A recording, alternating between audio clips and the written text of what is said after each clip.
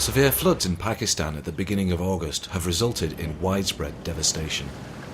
Forced to leave their homes, millions of people have literally lost everything.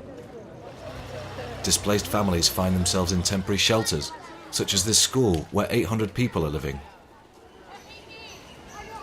At 8 p.m. the water level started rising, at 9 it was still getting higher, and by 10 our house was totally surrounded by water. And then all the other houses were surrounded too. All of the roads were closed, we had to leave everything and run for our lives. Médecins Sans Frontières has been working in Pakistan since 1988. Teams on the ground were able to provide assistance to victims immediately after the flooding, supporting hospitals as well as setting up mobile clinics. The areas affected, however, are difficult to access.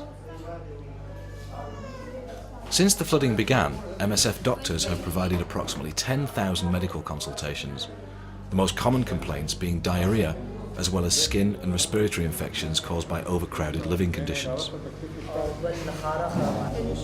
He said when the water started drying and when we started working again in those conditions to rebuild our homes again, then we started to face such problems like this skin itching. A lack of hygiene and water combined with overcrowding are perfect grounds for water-related illnesses such as dysentery or cholera, which is endemic in the country. Médecins Sans Frontières is monitoring closely any changes in the health of the population and is trying to prevent epidemics emerging.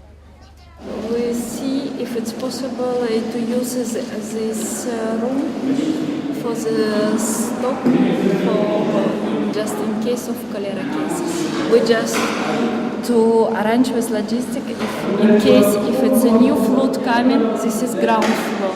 So how we will manage. Medical care is for the most part provided by local healthcare services.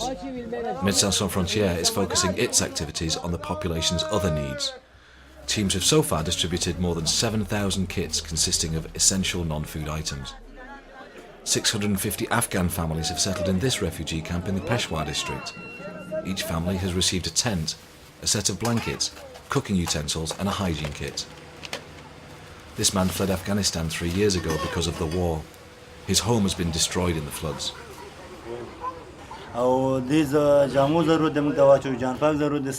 We need all these things because when the floods came, we tried to save our belongings, but everything got soaked in water.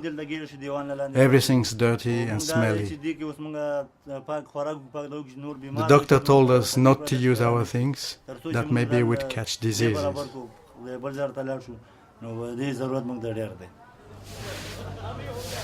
The floodwaters that invaded the towns and villages swept away everything and left water sources polluted. To improve access to clean water, Médecins Sans Frontières has set up water tanks in the most populated zones. More isolated groups, like these people living on the side of a highway, are regularly supplied with water by trucks. The organisation is distributing a total of 310,000 litres of water a day.